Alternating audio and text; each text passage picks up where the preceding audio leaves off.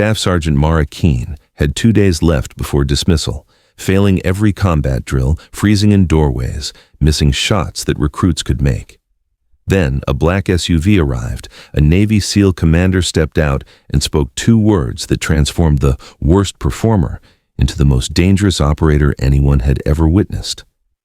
What happened next revealed the classified truth about Ghost Knife and why you should never underestimate the quiet ones. But the SEAL commander didn't just know Mara's name. He knew why she'd been deliberately failing. What the other trainees didn't understand was that some operators are too dangerous to reveal their true capabilities during routine training. The 2 words he spoke weren't just a command. They were a key that unlocked skills so classified that using them required direct authorization from the highest levels of military command. For weeks, Mara had been playing a role, suppressing abilities that could compromise ongoing operations if exposed. But now, with lives potentially at stake, it was time to show them what Ghost Knife really meant. From which city around the world are you watching today? If this story amazes you, please subscribe to Rising Life Stories and let us know in the comments where you're listening from. The Advanced Combat Training Facility at Fort Bragg had seen many talented soldiers fail to meet its demanding standards, but Staff Sergeant Mara Keene's performance had become legendary for all the wrong reasons. For 6 weeks, she had consistently demonstrated what appeared to be a complete inability to execute even basic combat maneuvers that fresh recruits mastered within days. "Keene, you're freezing again," barked Master Sergeant Rodriguez during that morning's close-quarters combat drill. "A kindergartner could clear that doorway faster than you just did. What the hell's wrong with you?" Mara stood in the training facility doorway, her M4 rifle held in what appeared to be an uncertain grip, her movements cautious to the point of incompetence. Around her, other trainees in the elite Special Operations Preparation course watched with expressions that ranged from pity to outright disgust. The SOPC program at Fort Bragg was designed to identify and develop soldiers with the potential for assignment to the military's most classified units. Selection rates rarely exceeded 15%, and those who failed to demonstrate exceptional capabilities were quickly eliminated to make room for candidates who could meet the program's unforgiving standards. "Ma'am, with respect, you might want to consider a transfer to logistics or administration," suggested Captain James Bradley, the program's lead instructor, after watching Mara miss 7 consecutive shots at targets positioned only 50 meters away. Combat operations require capabilities that not everyone possesses. The whispers that followed Mara through the facility had grown progressively more harsh as her apparent incompetence became a source of frustration for instructors and embarrassment for fellow trainees. "She's broken, past her prime, doesn't belong here," were the polite versions of conversations that questioned how she had even been accepted into the program. Sergeant First Class David Chen, one of the program's most promising candidates, made no effort to hide his contempt for Mara's continued presence in the course. "Ma'am, I don't understand how someone with your performance record got accepted into SOPC. You're taking a slot that could go to someone who actually has a chance of succeeding." But what none of the trainees or instructors understood was that Mara's failures were carefully calculated performances designed to conceal capabilities that couldn't be revealed during routine training operations. Every hesitation, every missed shot, every awkward movement was precisely executed to maintain a cover identity that protected ongoing classified operations. Mara had spent the previous 3 years conducting deep cover missions for a joint task force that operated in areas where American military presence couldn't be officially acknowledged. Her assignment to SOPC wasn't for training, it was for deep cover recovery, allowing her to decompress from operations that had required her to maintain false identities for months at a time. The psychological toll of extended deep cover operations had left many operators unable to distinguish between their authentic capabilities and the personas they had been required to maintain. Mara's apparent incompetence was actually a protective mechanism that prevented her from accidentally revealing skills that could compromise national security interests. "Keene, you have 48 hours to demonstrate significant improvement or you'll be eliminated from the program," Captain Bradley announced during the evening briefing. "I've seen enough to know that you don't possess the capabilities we're looking for." As Mara prepared for what everyone assumed would be her final evaluation, she maintained the careful facade that had protected her true identity for weeks. But what she didn't know was that someone with knowledge of her classified background was about to arrive at Fort Bragg with authorization to activate capabilities that had been dormant for months. The morning of Mara's final evaluation began with the same routine of apparent incompetence that had characterized her entire time at SOPC. During the pre-dawn physical training session, she struggled with exercises that elite soldiers completed effortlessly, maintaining the persona of someone who lacked the physical capabilities required for special operations. "Keene, you're holding up the entire formation," Sergeant Chen called out during the morning run, as Mara deliberately fell behind the pace that other trainees maintained easily. "Maybe you should consider walking." The breakfast conversation among her fellow trainees focused on speculation about how quickly Mara would be eliminated during the day's final evaluation exercise. The consensus was that her dismissal had become inevitable weeks ago, and that maintaining the pretense of evaluation was simply a formality required by military protocol. "I heard they're only going through with her final eval because regulations require it," whispered Private Rodriguez to a group of trainees at the adjacent table. "Everyone knows she's going home today." Captain Bradley's morning briefing outlined the day's evaluation exercise with the clinical detachment of someone conducting a predetermined conclusion. "Today's exercise will be a comprehensive assessment of close quarters, combat marksmanship, and tactical decision-making under pressure. Standards will be the same as they've been throughout the course." What the trainees didn't know was that Mara's failure had been carefully orchestrated by intelligence officers who understood that some deep cover operations required months of decompression before operators could safely return to active duty. Her assignment to SOPC had never been about training.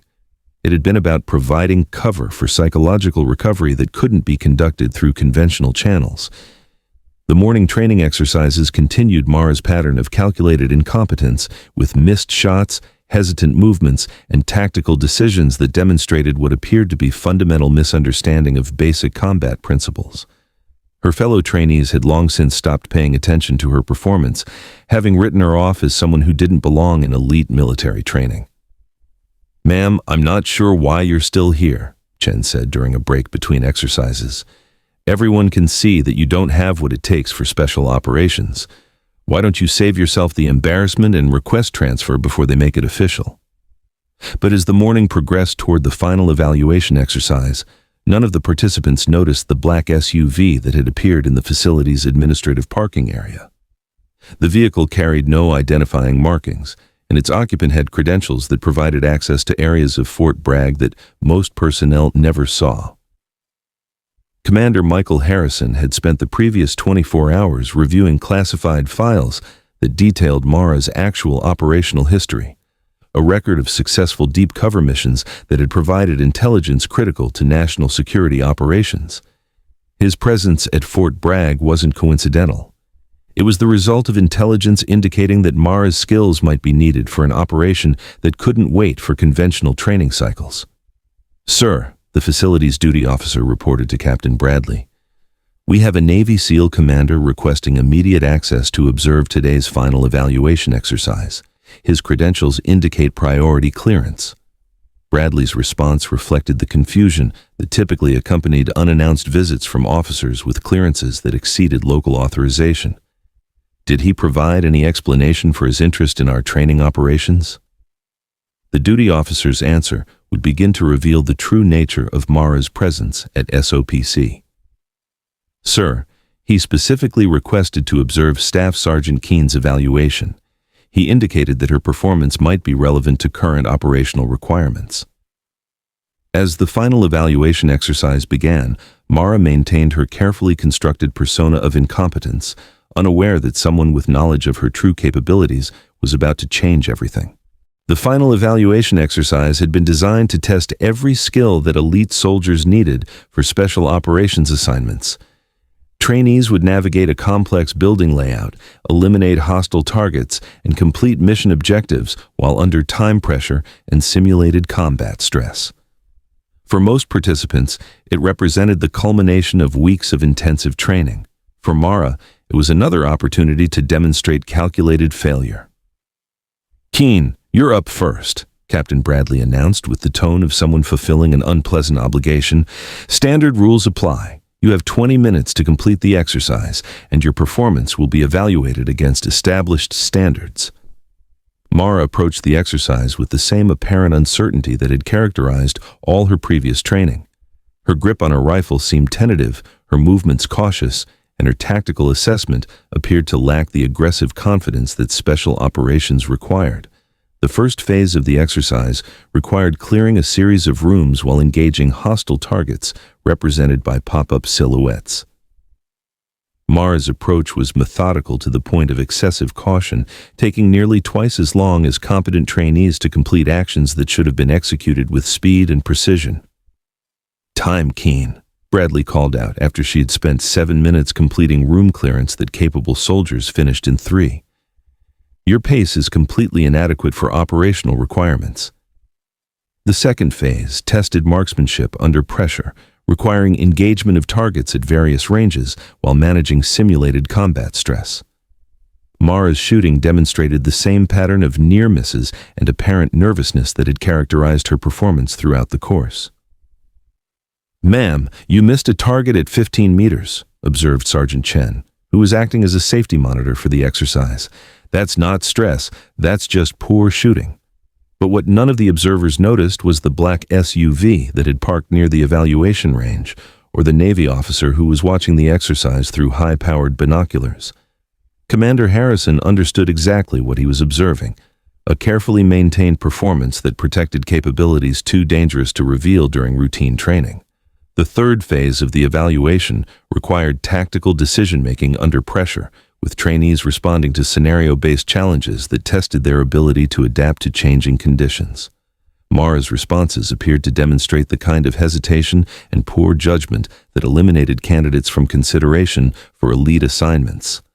"Keene, your tactical decisions show fundamental misunderstanding of special operations principles," Bradley announced as she completed the exercise with what appeared to be the worst performance in SOPC history.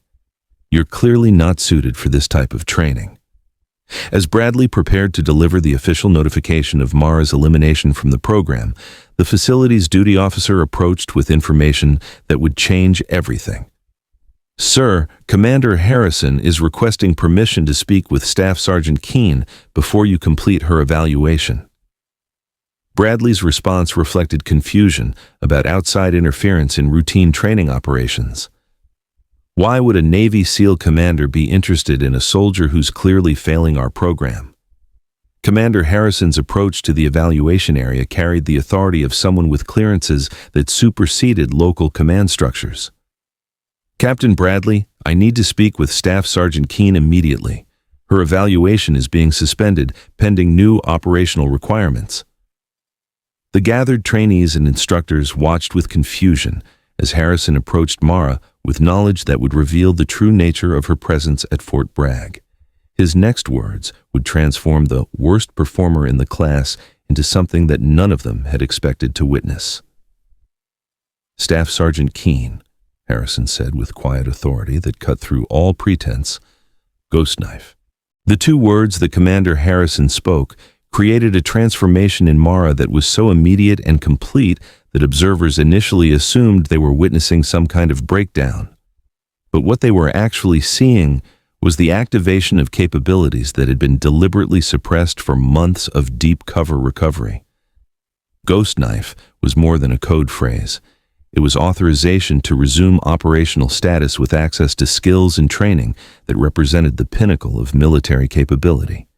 The careful persona of incompetence that Mara had maintained dissolved instantly, replaced by someone who moved with predatory efficiency that redefined what the observers understood about human capability. "Sir, understood," Mara responded, her voice carrying an authority that none of the trainees had heard before. The uncertain grip on her rifle became professional competence that bordered on supernatural, and her movements gained precision that seemed to defy the limitations they had observed for weeks. "Captain Bradley," Harrison announced to the stunned program staff, Staff Sergeant Keene will be demonstrating capabilities that are classified above your clearance level. What you're about to witness is not for discussion or documentation. The demonstration that followed redefined every assumption that the SOPC staff and trainees held about human performance under combat conditions. Mara's re-execution of the evaluation exercise demonstrated shooting accuracy, tactical movement, and decision-making capabilities that exceeded anything in military training manuals. Her room clearance technique eliminated all hostile targets with movements so fluid and precise that observers had difficulty tracking her progress through the exercise. The methodical caution that had characterized her previous attempts was replaced by aggressive efficiency that completed the phase in less than 2 minutes.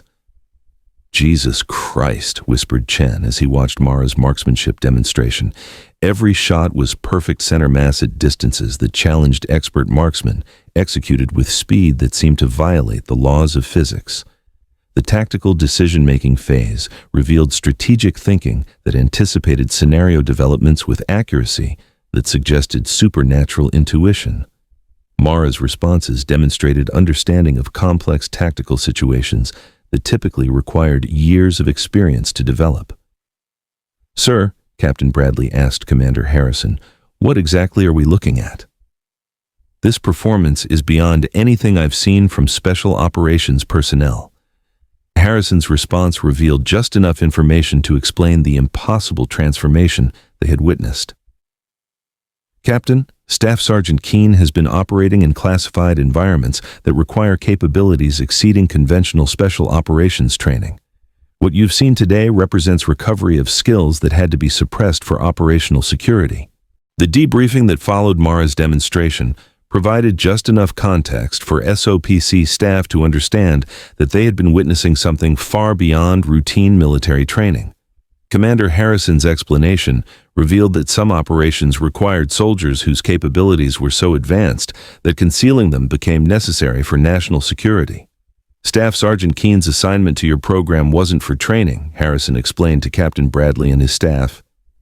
"It was for operational cover while she recovered from deep assignments that required maintaining false identities for extended periods."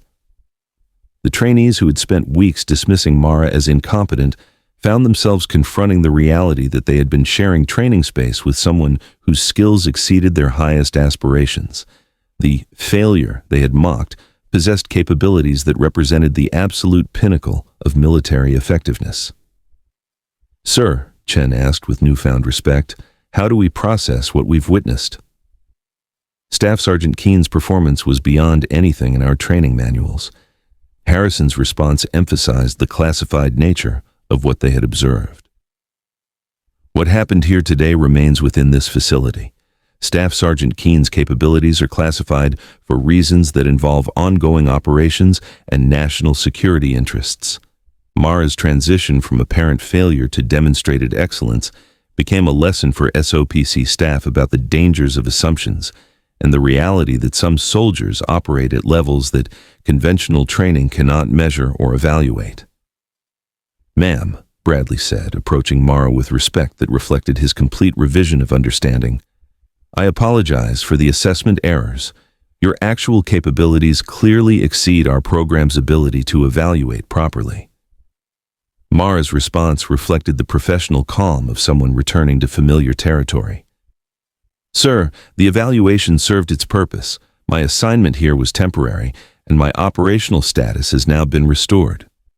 3 days later, Staff Sergeant Mara Keene disappeared from Fort Bragg as quietly as she had arrived, reassigned to operations that would never appear in the official records.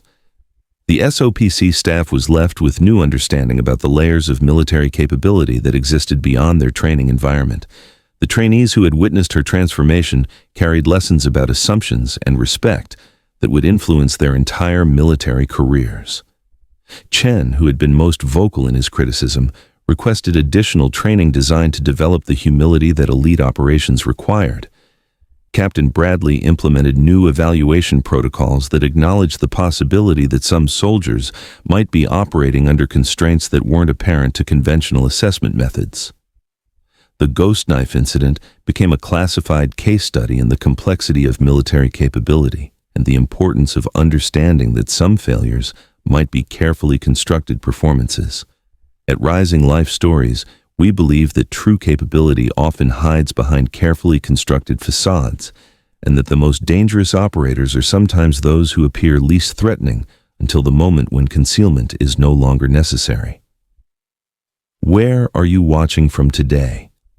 If Mara's story of hidden excellence and necessary deception inspired you, please subscribe and share, because there are guardians among us whose true capabilities remain classified until the moment when their skills are needed most.